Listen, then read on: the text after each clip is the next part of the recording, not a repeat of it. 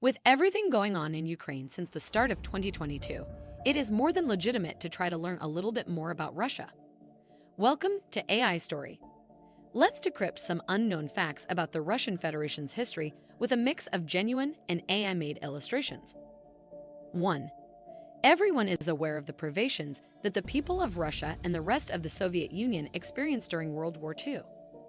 According to several studies, the total number of Soviet soldiers and citizens who perished is estimated to be around 27 million. However, it becomes clear how miserable life was for the people of the Soviet Union when you realize that the overall number of U.S. casualties from the conflict was just around 400,000. Now we understand one reason why people had no other option than to fight. 2. In the Soviet Union, refusing to fight or deserting as a soldier might result in immediate death. According to estimations, 212,400 persons were put to death after being accused of deserting. Nonetheless, a substantial amount of soldiers were court-martialed after being suspected of acting in a way that was against the Soviet war effort. According to one study, 994,300 persons were court-martialed in all, with the common punishment being a headshot or the misery of a gulag. According to historian Max Hastings, there were about 300,000 execution-related deaths. Given that there were 383,700 British military casualties overall during the conflict, that is a significant figure. After that came mass starvation, and that led to a calamity like no other. Which leads us to number 3. During the Second World War, it is estimated that 4 million Soviet citizens perished from starvation. The siege of Leningrad, possibly one of the most horrible incidents that occurred during that horrible conflict, is all you need to look at if you want to understand the pinnacle of this tragedy. Although the siege lasted 872 days and claimed over 1.2 million civilian deaths, keep in mind that different studies have produced varied estimations of the number of battle casualties. In this scenario, there might be between 700,000 and 1.5 million casualties. The rumors of what took place in that city will raise the hairs on the back of your neck. 4. Some of the city's starving residents became so desperate that they tore down wallpaper, cooked the paste, and consumed it. People chewing on their shoes while strolling about was occasionally observed. Pine needles were then utilized to extract vitamin C when people began to develop scurvy. Things are getting pretty awful here, wrote 18-year-old Alina Martilla in a letter. I don't think I can get through this. She actually traveled throughout the city sketching the atrocities she had to deal with every day. She described those who had lost all hope as the walking dead as she spoke of their starvation. Amazingly, though, some people continued to work. For instance, the Zoological Institute continued to operate during the extremely cold winter despite without power. Axel Reichardt was discovered slumped over a chair, having starved to death as he was writing on his most brilliant book, The Fauna of the Soviet Union. Although the actors were so exhausted they could not stand, the musical comedy theater remained open. One of them passed away while performing a role in The Three Musketeers on stage. According to Alina Skrijabina, there were dead all over the streets. The remaining half-dead individuals, she said, don't even pay attention to them. There was also cannibalism. 5. Some hungry individuals in Leningrad had taken to devouring each other while the Soviet Union's party leaders were enjoying their food supplies. It was possible to read on the wall of Stalingrad, "Citizens, down with the regime that allows us to die of malnutrition. We are being taken advantage of by crooks who trick us, hoard food, then abandon us to starve." After that, a 50-year-old factory worker was detained and later murdered by firing squad. The population turned to some questionable means to ensure their existence as they slowly died and appeared to have been forgotten by the individuals who had dragged them into this conflict. According to an official study, there were 42 occurrences of cannibalism on 1st of January alone. Large pieces of flesh were missing from the deceased legs and breasts when they were discovered. The weaker people were now being sought for their meat as well as their goods. On February 4, a man went to the militia headquarters where he saw 12 ladies who were all being charged with cannibalism. Nobody questioned it. The man noted in his journal one woman, absolutely exhausted and desperate, revealed that when her husband fainted through tiredness and lack of food, she chopped off part of his leg to feed herself and her children. 6. The first man in space was a Russian. Cosmonaut Yuri Gagarin is the name of the guy. But what distinguishes an astronaut from a cosmonaut? The answer is that there really isn't a difference. Astronauts are trained at NASA or other space organizations, while cosmonauts are trained at the Russian Space Agency. 7. Like everyone else, we're confident we could estimate the distance between Russia and the United States around thousands of miles if we were asked. In reality, it is only 2.4 miles, 3.8 kilometers. Diomede and Big Diomede, two islands, are responsible for that. The US owns the tiny one, while Russia owns the larger one. The large one does not currently have a permanent population, although there is a weather station and potential border guards there as well. Lynn Cox, an American, swam from the American island to the Russian island in 1987. According to Mikhail Gorbachev, the former leader of Russia, last summer, a courageous American swimmer by the name of Lynn Cox only needed 2 hours to swim from one of our countries to the other. The meeting between our people and the Americans as he stepped onto the Soviet shore was shown on television to be friendly and welcoming. 8. The next one sounds like fake news, but we really discovered a ton of sources that claimed it was true. Children in Russia were occasionally instructed not to smile in class, or at the very least, they are instructed to smile only when it is appropriate. Russians don't typically grin solely to appear affable. It's not a bad concept when you consider that a smile must be sincere. No one among you knew the secret to this new one, we bet. 9. In 2000, you may have seen an article on cosmic couplings, a joint US-Russian effort that involved having sex in space to test how zero-gravity sex would function and whether it would be feasible when more people entered space. It appears that the tale was a hoax, but let's face it, humans are still human, and having to suppress your sexual feelings and urges for an extended period of time in space may be challenging. US astronauts have a reputation of being a little reserved when discussing having sex in space or even pounding beavers secretly. However, you can rely on a Russian cosmonaut to tell it to you honestly. Valery Polyakov, a cosmonaut, kept a journal and expressed his true feelings in it. In his letter, he stated, "Psychological Support Service sent us some lovely, colorful videos that helped us regain our will and act like a normal adult male. There is absolutely nothing to be ashamed of." 10. Russia launched the first dog into space in addition to the first human. Laika was its name. In 1957, when she was 2 years old, she was launched aboard Sputnik 2. She had previously joined the Soviet space program as one of several stray dogs that had been removed from the streets.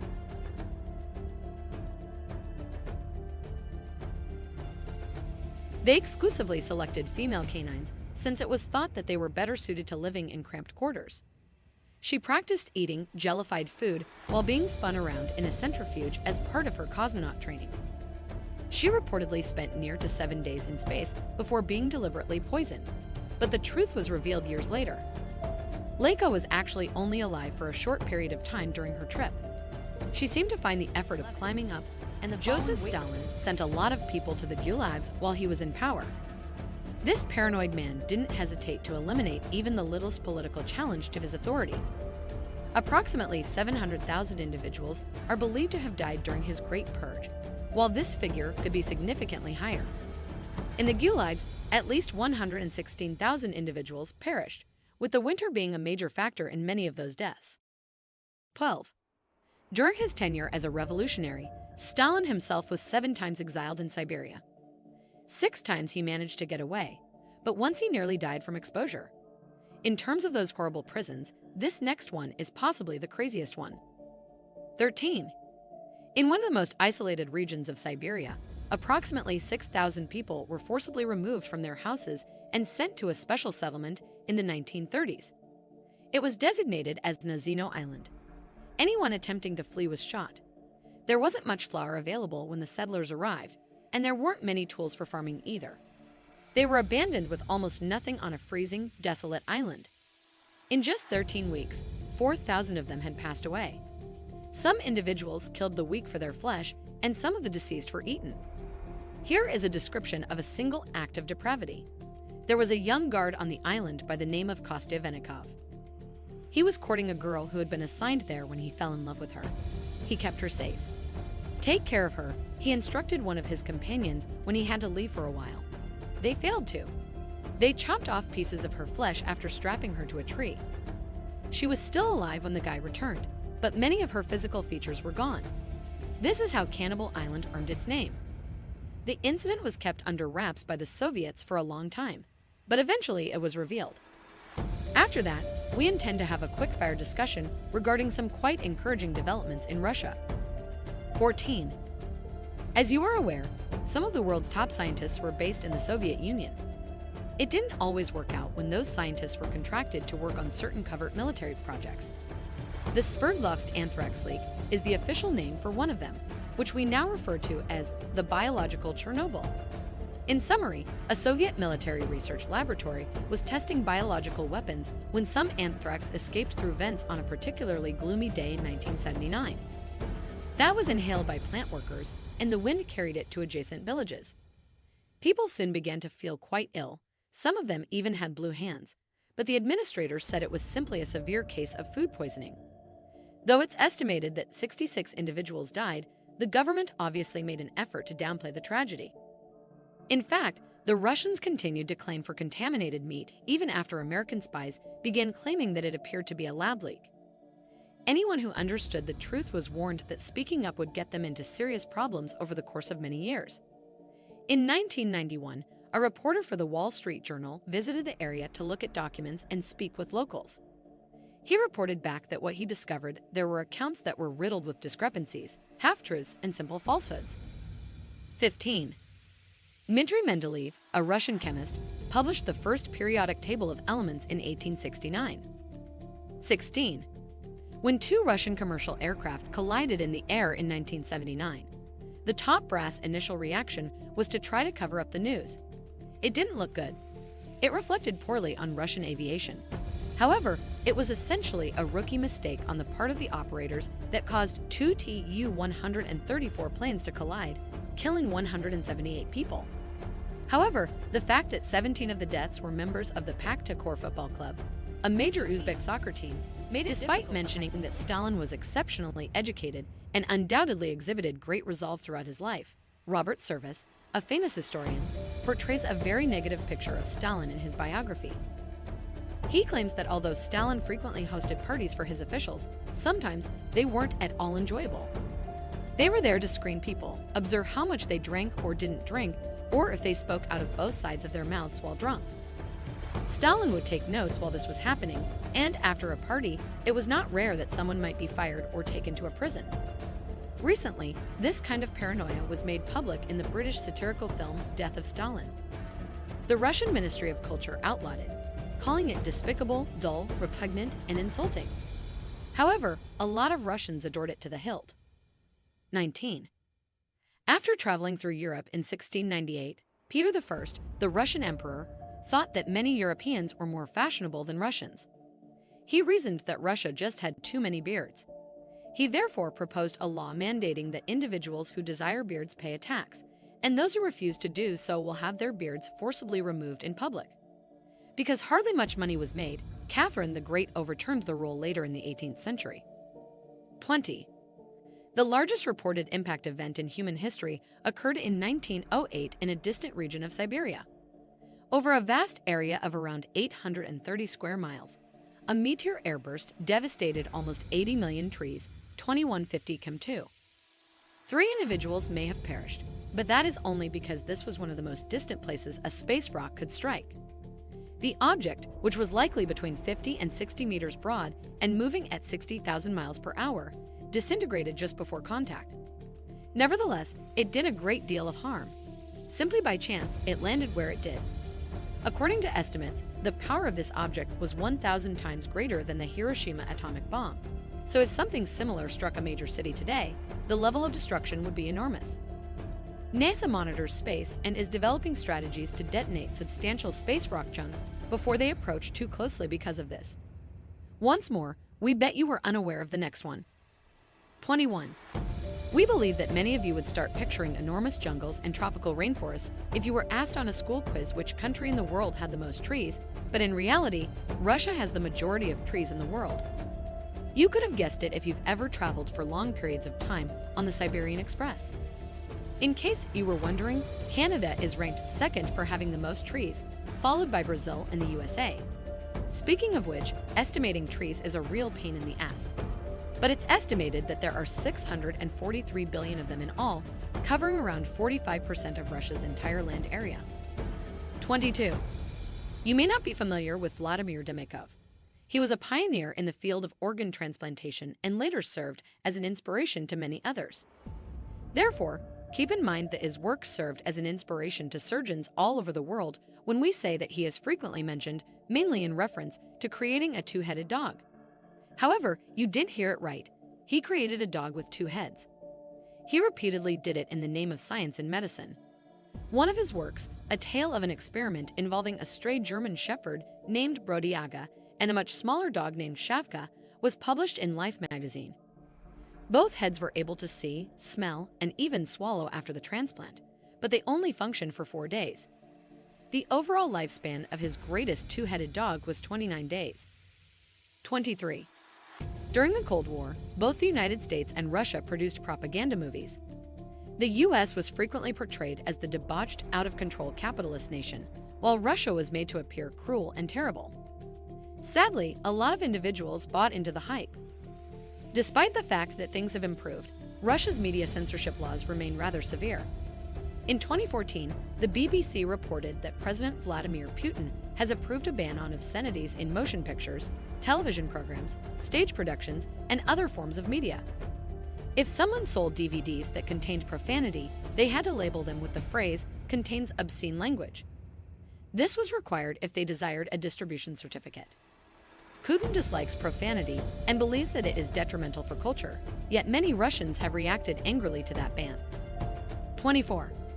Few people are aware that one Russian man may have prevented a world war that may have resulted in the deaths of a great number of people. Stanislav Petrov actually did save the world on September 26, 1983, notwithstanding the absurdity of the statement.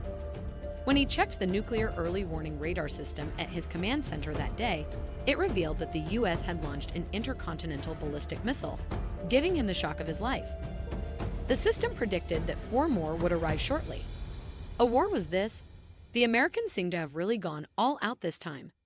Since the two nations' relations were not friend at that time, the KGB did believe the Americans may carry out such an attack. The Soviet Union at that time, according to one expert, was geared to expect an attack and to strike back very quickly to it. Petrov had to act quickly. Should he inform his superiors and potentially be held responsible for sparking a deadly nuclear war? He made the decision to wait for a few seconds because that was a heavy burden on his mind. If he had informed the higher-ups that Soviet nuclear doctrine called for a full nuclear reprisal, there would be no time to double-check the warning system, neither seeking negotiations with the US. An expert later said that he would have been fired. But he continued to wait while trying to understand why the US would only send 5 missiles over. The nation possessed 23,305 nuclear warheads in its arsenal, compared to 35,804 in the Soviet Union.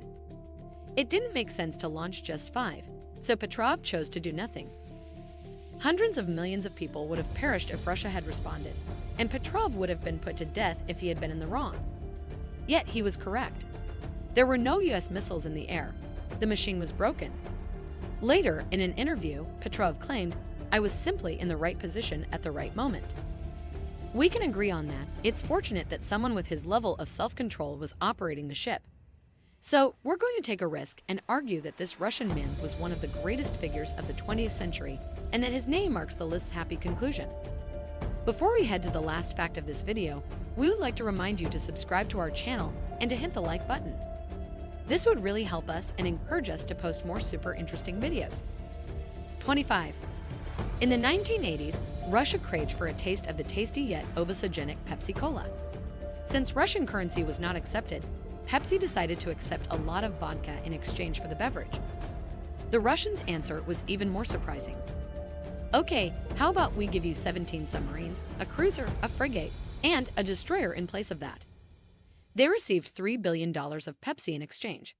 You may have heard that PepsiCo now has the 6th largest fleet in the world, which isn't far from the truth in terms of sheer numbers, but the ships weren't much use and most of them ended up in scrapyards.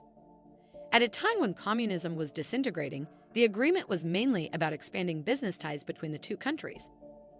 PepsiCo, according to foreign policy, was more of an intermediary than a maritime power.